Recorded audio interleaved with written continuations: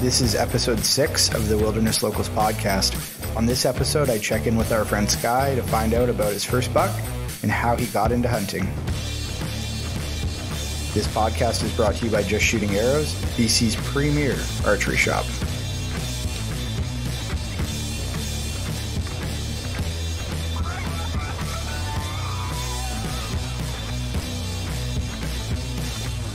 But, you know, whatever. I guess it's not for me to worry about or talk about on here anyways, right? So, I don't know. I just know I want to go shoot 3Ds with my buddies, and they're not running yet. So hopefully they get kicked off when the spring rolls out here, because we're getting close. Oh, man. I drive by... Oh, go ahead. I drive by Abbotsford like every day when I'm heading into town for work, and I'm like, I just want to go shoot that mountain with my buddies. Yeah. Well, Foth and I went out last Friday just to sling some arrows. Nice. At end of the day. It was good. Yeah. Does your guys' range have a pretty good 3D course? Yeah. Yeah, it does. We can't use it right now. But our other range is like goes out to 70 yards, I think. And that's rad. There is a target out farther than that, but you're not supposed to shoot at it. Oh no. Yeah, right. At my range, the farthest target is like 83 yards, and it's like up this pretty steep hill, but it's super fun to shoot. And like it's littered with broken arrows around it. It's rad. That's wicked. Yeah, the farthest was 102. Yeah, but you're not supposed to shoot at it. You're sending it. But when you go back there, there's broken arrows everywhere all around. It's like, why would you have a target at the end of a range that you're not allowed to shoot? If it's there, somebody's shooting it. Somebody you put a target on a rifle range, somebody's going to shoot it. Doesn't matter what the distance is. That's awesome. Yeah, you're kind of my my person I gear geek out with all the time. So. Absolutely. And we've had a lack of it lately with all this stuff going on. We can't get out and go experiment with new kit. Exactly. It's brutal. I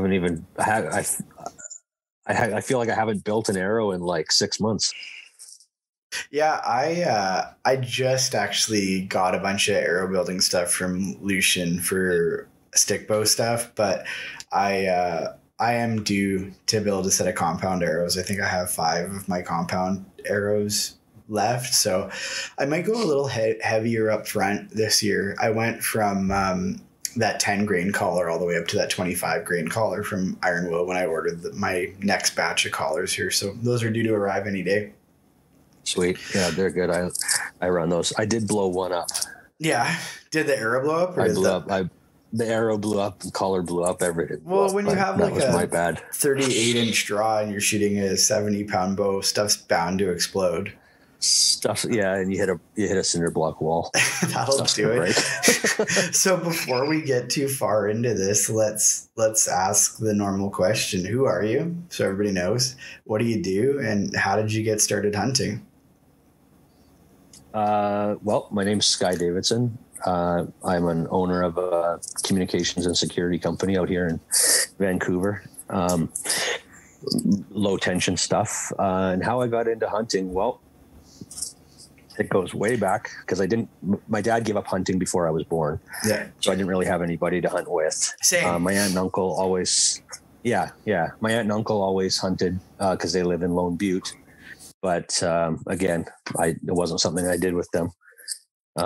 Always kind of into guns and shooting and stuff like that. But more so, when I met my wife, I got into paintball and played paintball pretty competitively for about 12 years.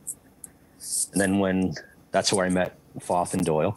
Yeah. And when I decided to get out of that, I needed an outlet to put my energy. So it became trap shooting. Yeah, and I hear you're quite the trap shooter.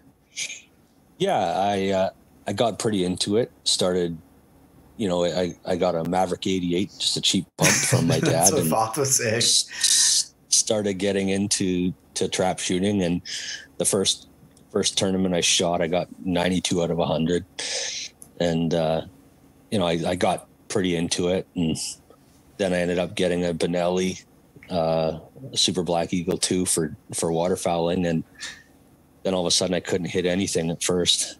Now I'm back at it. But yeah, I got really into like the meat shoots and just even the community. Like the Pitt Meadows Gun Club is a great facility with a lot of great people. That's awesome. I don't know absolutely anything about shooting trap or waterfowl or anything, like zero. So it's all French to me. Yeah, it's a blast. We'll get you out waterfowling. I don't know. I said that to you the other day when we were talking while we were both stuck in traffic, and I was like, I just can't dive into it. It's just one of those things, man. Like, I'm so focused on big game. If I have one more hobby or thing to do, like between hunting and podcasting and building crap, I think my wife might leave me if I'm like, hey, I'm gonna start hunting ducks. That'd be game over probably. I bet you she'd be into it. Well, she's a slayer. It's funny, but I mean, yeah, that's not good. Okay, so you went you went hard into waterfowling. Yeah, so Doyle and Foth and I, we all kind of stopped playing paintball. Yeah, and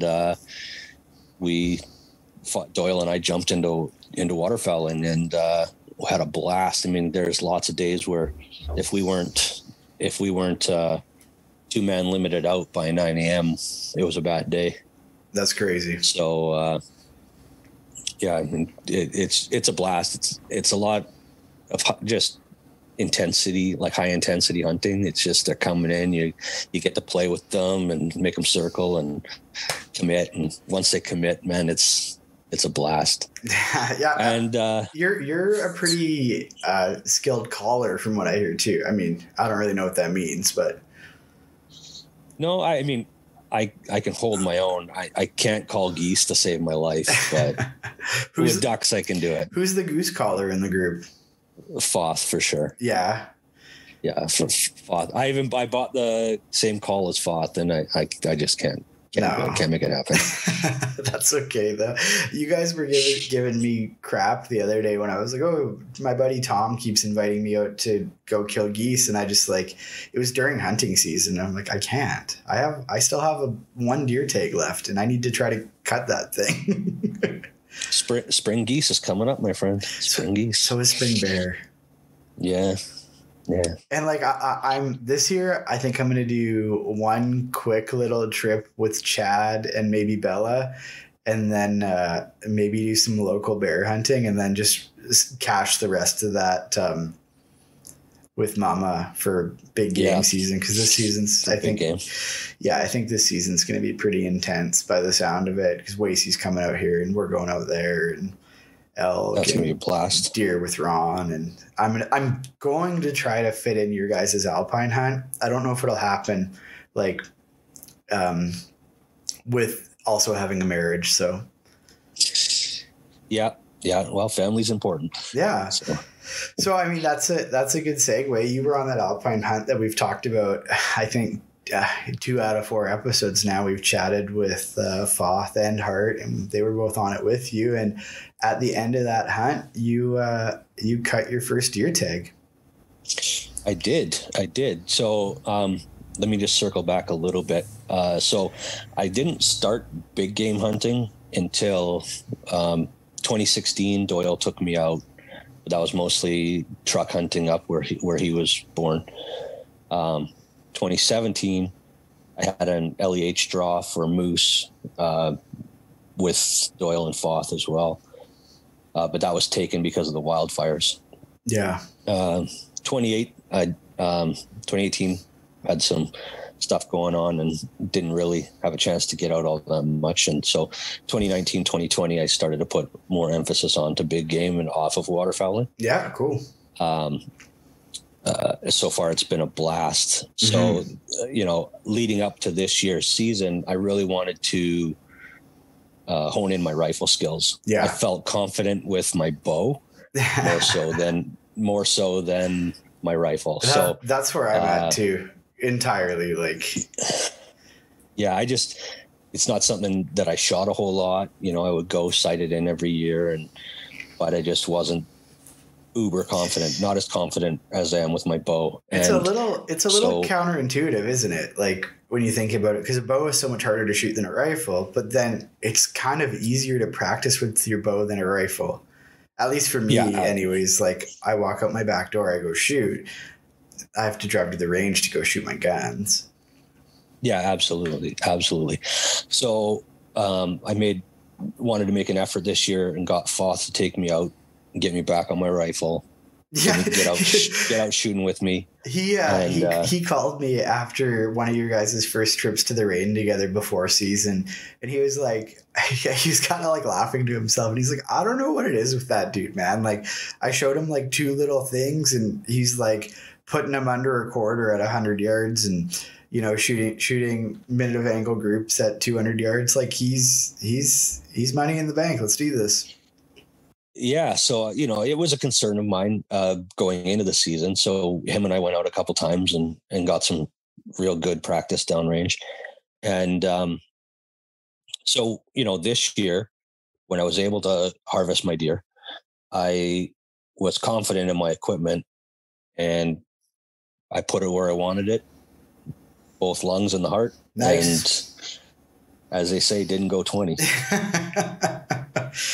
Well, that's what everybody's after, right? That's cool. So let's back up in that story a bit, and we'll jump right into your 2020, kind of your main hunting trip this year. I can't remember if we got out together this year. I know we did in 2019. We went and chased blacktails with our bows together, and then 2020. Yeah, we spent a day up in your elk spot in 2019. That's right. You were there the day that elk came in for us.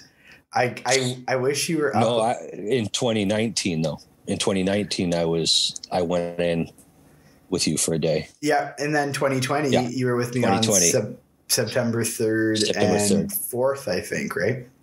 Yeah. Yeah, I came up and the one night and spent a couple hours in the woods by myself, and then the next 2 days were with you and Smooth Jazz Chaz. Yeah. And it was fun. It was a lot of fun. You're right. I was back where Chad was breaking branches and scratching trees. And yeah, that was awesome. That worked out good. I wish you were a little closer and you could have seen that bull come in, like just, you know, drool streaming and ready to rock. And poop running down both my legs. It was great. No. Yeah, so that let's jump right to your 2020 alpine hunt with the boys there, and kind of your takeaways. I mean, the audience here might be getting tired of hearing about it, yeah, we got one more guy that was on that trip that's going to be on, but maybe let's hear about your thoughts on it, because that was your first like backpack hunt, right? Yeah, anything to that extent for sure. Yeah. So, you know, we spent the year talking to each other every day, as you and I are gear geeks. Yeah. You know, refining our packs. What can we do here? What can we do there? Try this, try that. Well, by the time the trip came, I had a Kafaru 44 mag just stuffed to the nuts with just about everything that you could imagine. I was ready for World War III. Did you have your shovel? What, my deuce of spades? Yeah. Yeah. Yeah, for sure. Love it. Yeah, it was, you know, we all drove up there, got to our spot, got out of the truck and started the hike, and, you know, spirits were real high. Part way up the hill, spirits were starting to dwindle a little bit, mainly on my part. You know, I thought, oh my God, I'm over my head here.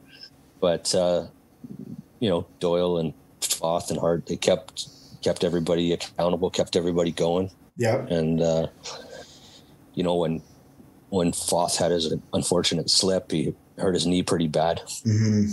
So we kind of just had to, he toughed it out, but we had to make a decision, like either we got to go back down to tree line to find a place to camp and find out what happens with his knee, or push on.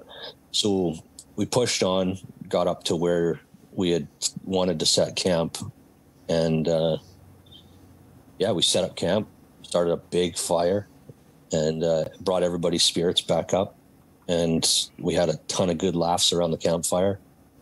Got to make sure that, all that gear we spent all this money on works. That's awesome. And when it was, minus 15, and, I was fine in the tent. So nice. That's good.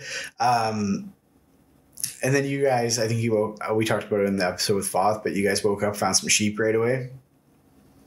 Yeah, they came right over the hill from where we were camped. That's and cool. Just sat and glassed them up for quite a while.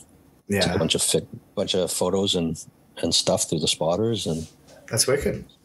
Decided to pack up camp because Chris's leg wasn't getting any better. Yeah, he was pretty mangled. When you guys got back to my place after that trip, you guys were a motley crew for sure. Not looking good. Yeah, it was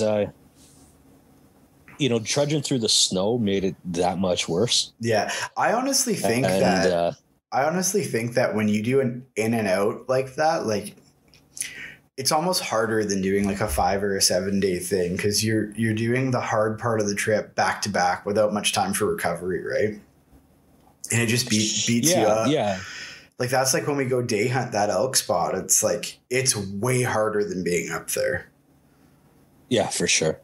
For sure. I've gone up to hunt with Hart a couple times, and where I live in Coquitlam, so that's a long drive to get there to then get into the bush before the sun comes up. I'm gonna beep out the name of the town that Hart lives in, though. Right. Yeah. But I mean, where he lives in Calgary. Yeah, where he lives in Saskatchewan. Yeah, there you go. It's a journey, man, for sure. But you got it done, and I think you guys are all pretty motivated to get back in there next year. Yeah, absolutely. It was a blast, no matter what. Obviously you always want to be successful on a hunt, but I think that hunt was as successful as if we had harvested, for sure. Just getting out in the woods with the boys, getting to use your gear, getting to test yourself. It's worth it, Yeah, totally. And I mean, I think one of the big successes that a lot of guys that are early in their hunting is getting through some of those mental roadblocks, right? Like, can I do 4 or 5 days out of a tent? Can I hike up above tree line? Can I do it in November when there's a foot of snow and it's not gonna warm up at all? Like, getting through all those tough things are I mean, they're major victories when you do it, because then next time it's so much easier. Like, I guarantee next year when you guys are on the way in here, you're gonna be like, this is crappy, but I know I can do it. So there's like that, you'll have that mental edge. Yeah, exactly. You've been in there before.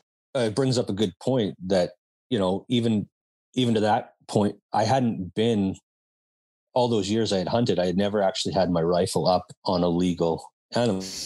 Yeah. I'd seen tons and tons of deer, but nothing I could actually shoot at. So I've never had my rifle on a legal animal. Yeah. And I didn't know what was going to happen, what was going to go through me when it was time to pull the trigger. Yeah. Like, what emotions, right? What emotions. Yeah. And, I settled in and got it done. And it was a rush of emotions. It was amazing, but you never know until you put yourself in that position, how you're going to react. So how'd you feel about it then? Well, it's heavy. You've taken a life, but at the same time, you didn't do it without thought. You didn't just take a life. You hiked in there. You're planning to use the animal 100% for food or for whatever. There's no part of the animal that's going to go to waste. Yeah. So you come to grips with it, I think. And, when the time came, it wasn't an issue for me. It hadn't been with waterfowl, but I didn't know what was going to happen with big game. I think big game's a little different. I think it elicits a different emotion. for me, when I shot my first muley, I was like, man, this thing looks like one of my dogs. That's a bummer. Okay, let's eat. Yeah. But, yeah. Well, and that brings me to, you guys are doing a spring bear hunt, and I don't have any issue with bear hunting, as you know. I think it has to happen.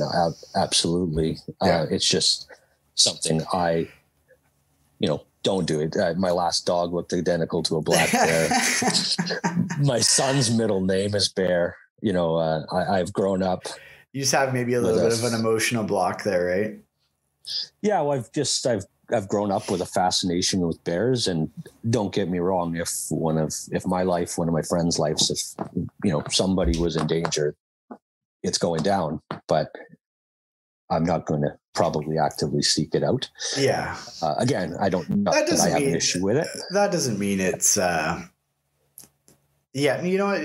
There's certain things that just aren't for everybody, and there's nothing wrong with that. Yeah. Yeah, absolutely. So moving on from your first deer kill, how's it eating, for one? Are you getting through the meat?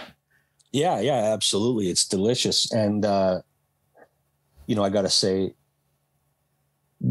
that brings up emotion every time you eat it too. Yeah. It's not, I didn't just go to the store and buy a steak. So when I cook it, it brings back the memories of that trip. Yeah. I often talk about that with my wife. Like when we were moving out of the city into the sticks here, and it came time to unpack all of the meat from the freezer and get it to the new house. It was like, okay, we got some valuable cargo here, guys. This can't thaw out. Like it's funny too. And it's like, if there's ground beef in the fridge from, Save On Foods or whatever, it's you're either cooking it or you're probably not packing it to the new house. It's like no big deal. Right. But that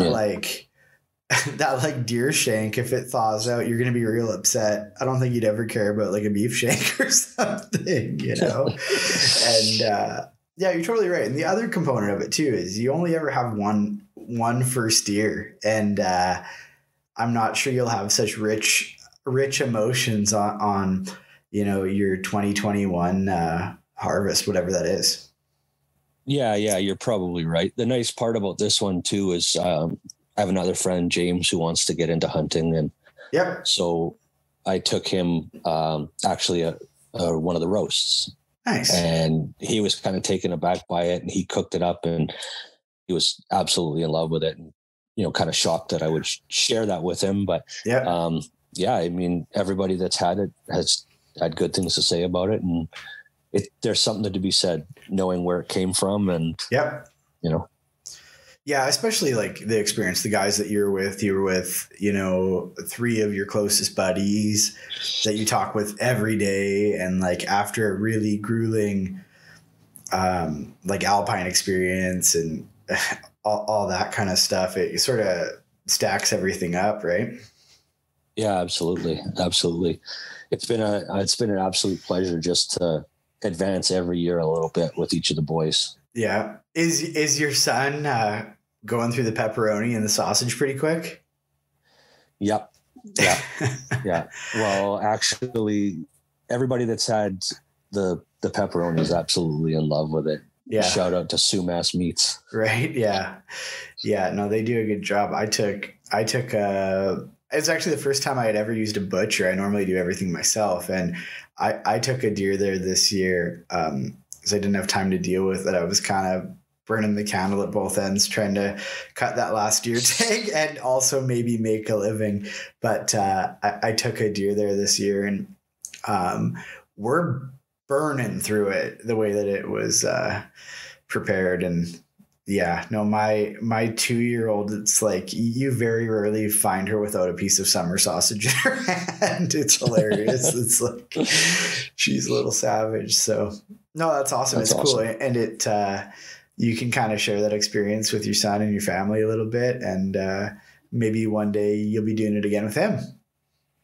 Yeah, absolutely. I have a feeling he's a pretty outdoorsy kid. Yeah. So we love to camp. We love to do all that stuff. So when the time's right, I'll put a bow or a rifle in his hand and see where it takes him. If he doesn't want to do it, he doesn't want to do it. But that's I fair. think he will. You know what's funny about that too is like my dad's from California, and where we live, hockey is the sport, right? If you're like a young man, you go play hockey, or a young boy or whatever. And growing up, my folks put me in hockey, and neither of them were interested in it, and they just didn't care, right? They're just like, whatever, do whatever you want. And because of it, I was like, oh, cool, I like this. Like nobody was pushing me to do it. I kind of did it on my own accord, right? And I think that kind of serves its purpose in some ways when you're not forcing them to do it. Like my eldest daughter's bow is hung up here beside me, and often I'll come home from work, she'll give me a hug and run over and grab it. She's like, let's go shoot. I'm like, yeah, let's go shoot. Yeah, it's perfect. It gives you something that you guys can do together. And, just anytime I get to spend outside with the kids is a good time. Doesn't matter what you're doing. Yeah. I should also point out though, my eldest daughter is like kind of obsessed with hunting, and she freaks out the staffers at the hiking store that shall not be named on this podcast. But, she's cool. So it's cool to share it with your family for sure. Yeah, absolutely. So that kind of wrapped up your 2020. You were working real hard on a project all year, and that was your major sneak out. And so that's wrapped up now, and 2021 is looking bright for you. 2021 is looking bright. Yeah, that was absolutely the largest project the company's ever taken on, and it did take up a lot of my time. So a lot of time through the summer didn't happen. Proper scouting didn't happen. I got an LEH draw for a moose in 2020, and I just didn't have the time to put into the area. So I did take the time and I did go, but I was, not shocked when I was unsuccessful because I just didn't have the boots on the ground. And that's leading up to it. That's a really hard draw to fill anyways. I don't think you could say it was unsuccessful. I think you could say you didn't cut your tag, but you had a fun time with our other buddy Daryl there. And I'd mark that down as a win. Yeah, sorry. It was a success. It was definite, 5-6 days in the woods is never a bad time. No, that's awesome. Got to see a lot of country and do a lot of stuff. So, and I do want to point out that area that you were hunting, the moose seemed to move into just as your tag came to a close. Yeah. Like they're there now. Oh yeah, for sure. We saw a sign, lots of sign, but they were elusive. Super elusive. So what do you have planned for 2021? So 2021, obviously we've got the Alpine hunt. Yeah. We'll definitely be spending time going back in there. Foth and I are working on a few things locally, and then I think Doyle and I are going to maybe look at some other places outside of the Lower Mainland, put up a couple cams and start working some of those areas. Mm-hmm. And see what we can come up with. Yeah, that'll be fun. Then I will be putting in for some LEHs and see what happens this year. I don't foresee, anything changes, but I don't foresee a big project like that one happening this next summer. So I should have the time. Yeah, I mean, with BC, how LEH runs, you never know, right? Like, I'm pretty sure I'm not going to draw a sheep for at least the next 2 years, because I did draw a sheep recently. And then, but again, you never know. It's lottery here, right? It's kind of a blessing and a curse in some ways. I sure would like to be able to stack points up like in Alberta and plan on it. Like, we kind of know, like in 2025, we're going to go hunt speed goats if nothing changes on their system. Like, yeah, but here it sounds like a blast. Oh, I know it. But here it's like, if I drop that Roosevelt tag, we're dropping everything else. If I draw one of those sheep tags we're putting in for, I'm dropping everything else. Like, so, I mean, you never know what's going to happen. It would be wicked to draw one of those coveted tags and let it rip. That would be pretty sweet. It would be pretty sweet. Yeah. But you've got a pretty busy schedule every year. Yeah. But, I try to stay after it. I try to cash in as many points with Mama Bear here as I can, and keep it rolling. Knocking off the honeydew list. Oh, dude, I'm killing it. I'm killing the honeydew list all year round, and then fall shows up, and it gets pretty stagnant, that honeydew list. Yeah, well, we're about to move into our new house in April, so hopefully I'll be able to stack up some points. Yeah, I know. When you were saying that, I was like, when are you guys closing? Oh, okay, good. You got time. You got time. Yeah, I got time. You got time for sure. I just, I just want to be out there is the thing, right? Yeah, absolutely. So fun. So, I mean, you have some goals for 2021 that you're planning on trying to get done? I try to not set too many goals because then, you can't let yourself down, but I do plan to venture out into a few new places, new country that I haven't seen. Yeah. I'm working on, getting the body size down a little bit for next season. It's always helpful to be carrying less.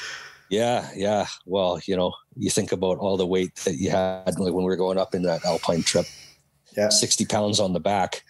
Well, that doesn't include what I'm carrying around. So, if I can lose some of that and, maybe strengthen my knee back up again.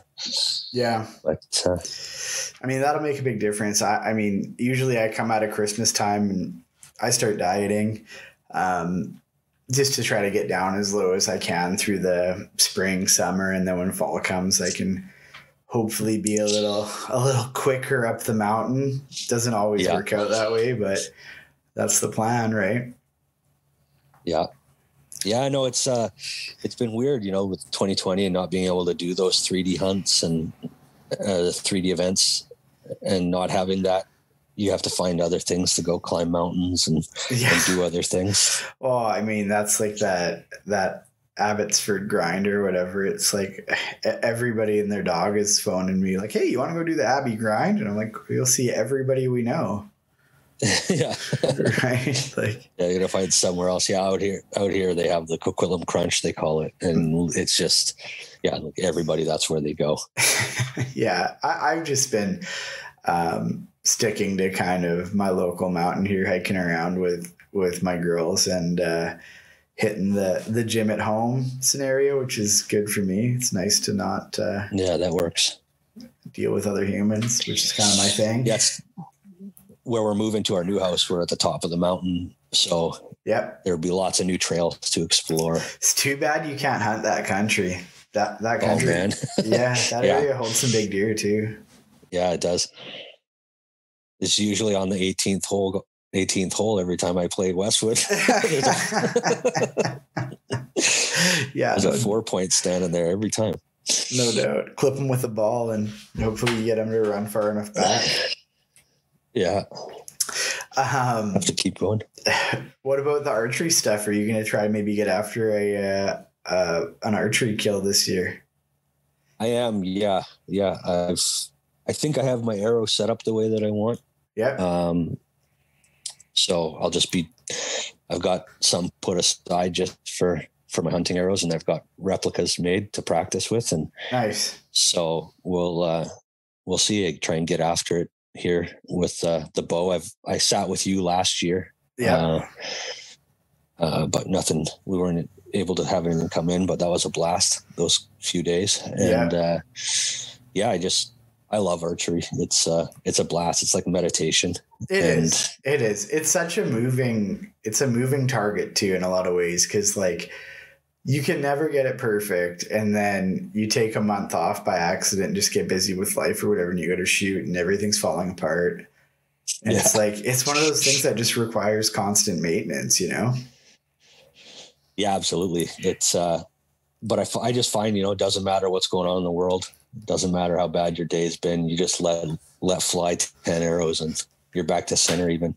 Yeah. And, now with that stick bow you guys got me, you just sent me down a whole nother rabbit hole. They're so fun. They're so fun. They're stupid fun. They're pretty fun. I just got one of those Tolkien bows. I got a Tolkien whip, and it's like it's so fun to shoot. It's like, it's even hard to explain because it's such a far departure from the compound where you're like, working in thousands of inches, and this I'm working in like feet, it feels like. Yeah. But I'd put it inside the basketball. Yeah, that it might kill something. Okay, let's go. Well, Wasey's razzing me pretty good about shooting over the back of that blacktail, and I was like, I was actually hesitant to even tell any of you guys about it because I knew I was just going to catch crap about it for like indefinitely until I kill something with it, right? It's like, I told Chris Print about it. I was like, oh yeah, I got in on a blacktail and missed it with my recurve. He's like, what is wrong with you? He's like, it's hard to kill a blacktail in the first place. Yeah. And he's like, you don't need to make it any harder. I'm like, it was in my truck. I was on the way home from work and it was in my truck. So you're glutton for punishment. I like it though. I like getting beat up a little bit. It's fun. It's fun. Yeah. Yeah, I think I'd have to start something like that with maybe grouse. I don't know if I'd be full typewriter leg, but if a deer came in on me with a recurve. Well, the deer that I shot over the back of, I haven't told the story, but it was he was like a decent blacktail for where we live, and I was actually on the way in to one of my spots, and I was planning on sitting like a little kind of stand deal that I have set up. And I was on the way in, and this deer I caught him through the brush, and it took me like 2.5 hours to get close to him because he was just up feeding. But at some point he turned away from me, and I kind of boogied in as close as I could. And you guys know how loud the kind of tangle is here in Region 2. It's pretty tough to get through silently. So I spent a bunch of time getting up to him. The wind was good. I got to 25 yards, and I was like, the next tree for me is like 5 yards closer. I should try to leapfrog to it. And then he started to like get that whole like, I'm about to take off. I've eaten enough of this. And I was like, all right, now's the time or it's not going to happen. So, I mean, 25 yards isn't obnoxious for me with a stick bow. Like I'm okay at that distance in my backyard in the comfort of my own kind of shooting gallery. But like, after that much work, and it was raining really hard, and it was cold, and it was a little windy, and it's just like, okay. I think probably what happened is I didn't have a clicker on my bow, and I think I just went way past my draw length. I probably was holding in the right spot and just like shaved some hair off the top of his back. He kind of flipped me the bird and peeled off. Pieced out. Yeah, I saw him again shortly after. Like a few days later, I saw him, and I had a rifle with me, but I just didn't go after him. Well, if somebody's going to be able to do it, it's going to be you, buddy. Well, thanks, man. But I'll keep at her. I really want to get Wasey into those blacktail woods with a stick. Like I love hunting with guys that are just so much better than me. Just to watch them, like going out with Hart. Wait till he gets out here. Yeah, no, it'd be cool. Yeah, yeah. Going out with Hart. Even, like Foth and I spent a bunch of time in the woods. Doyle and I spent a bunch of times in the woods, and each guy brings a little bit to the table, a little bit more to your quote unquote kit. Yeah, your kit. Yeah, it's nice, and it's nice having such good mentors to kind of piggyback off of, right? And like, yeah, no, it's cool, man. That NTN's got to see some action this year. Yeah, are you loving that bow or what? Yeah, it's a great bow. I didn't have there was no issues with my bow tech either, but that NTN it draws like nothing. You can hold it all day long. Yeah, they are smooth. It's super smooth. I shot that bear with the one that I had. It didn't play into my hand, but maybe I think a bigger guy like you. I mean, I think there's a foot difference in our draw length. So yeah. Plus, you like your bow to weigh like 12 pounds. Yeah, no, I need like a tank, and that's part of where I struggle with the stick bow stuff a little bit. Like with this Tolkien, like it doesn't weigh anything. So that'll be that picture you sent. It looks pretty small. Oh, it's tiny. It's like I think the riser is maybe maybe an inch and a quarter wide at its widest point. They're little tiny bows. Yeah. Jared. So Dan and Jared are the guys that they're the Tolkies. That's their last name. And he's coming on the podcast. I think we're recording it tonight, me and Wasey. So that'll be really cool. I don't think he's ever done one before. Nice. Yeah, he's a cool dude. Very cool. They're in Montana. Cool. They're in Montana, so he's chasing elk and mule deer and fly fishing and just generally being a G. Big Skye country. There you go. Yeah, that's cool, man. So I'm pretty excited for 2021 for you. I'd love to see you arrow something, and we'll get another deer or two on the ground. And yeah, that would be ideal. That would be nice. Yeah. Love to do it with my bow next, but love a challenge. I think if you and Foth really work hard on the blacktail stuff we were talking about, I think that's the hot ticket. Yeah. Because there's also no other option in a lot of that country. Yeah, no, I like I say, just practice at it. Same thing with my rifle. I wanted that shot when I took it to know 100% it was going to be where I wanted it to go. You don't want to pull a Tyler. I didn't say that. That's okay. Oh, man. Yeah, it's good. Cool, man. Well, we're getting close to an hour here. So it might be a good time for me to go rescue that baby that just woke up in her crib. Sounds good, brother. Yeah, thanks so much for coming on, and congratulations on your first buck. That's awesome, and I look forward to seeing you do some big old grip and grins with many more. That's the plan. Hopefully you can be at the next one.